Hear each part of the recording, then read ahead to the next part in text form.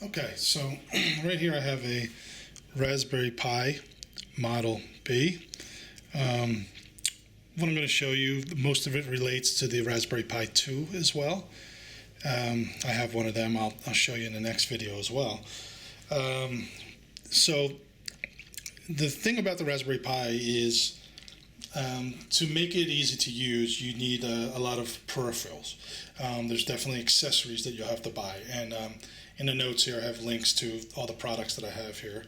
One of the key things you need is a USB hub for hooking in your mouse and keyboard. And I'll kind of zoom in on that. This is my USB hub over here. As you can see, I have a mouse and a keyboard hooked into that actually right now. Just any standard USB mouse and keyboard will work. I didn't provide links to them because you can pretty much pick them up anywhere. And the monitor I have is actually just a standard VGA monitor. Actually, it's kind of old at this point, but it works well because I have this VGA to HDMI converter. And you need that because the Raspberry Pi has only an HDMI input. Actually, you could configure it otherwise, but it takes a lot of work. So this is, I'll have a link to one of these that you can buy, the VGA to HDMI. I also, you'll notice I have in here at the bottom here a little Wi-Fi adapter. I have that right into the Raspberry Pi, so I find that works better when you have it right in there. That's this little black thing right here. Okay. I'll go over in further tutorials how to use some of the other peripherals here, like you have an audio jack.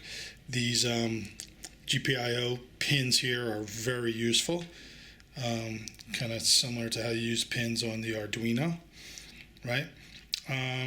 There is an Ethernet plug here, but like I said, these Wi-Fi things are cheap enough. I have a link to where you can buy that as well, and they work really well.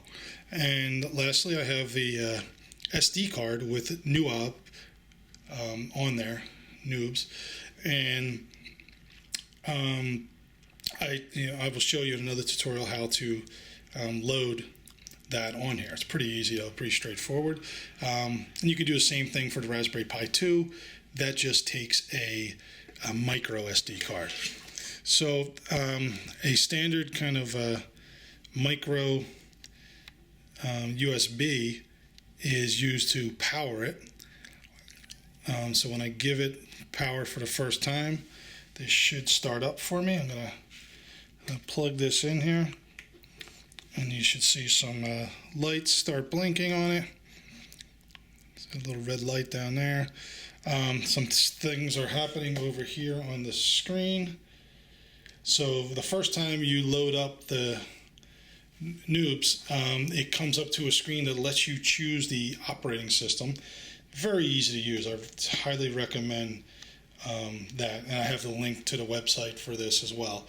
Like I said, you just put it on the download it, put it on a blank SD card. If you're using a PC, you might have to do a little more formatting to the SD card. I've never actually done it with a PC, but my Mac, all I had to do was kind of erase it and put an MS FAT32 format, and this works real well. Then you just drop all the files from the NUOB folder that you download from the website, which I'll provide the link to as well.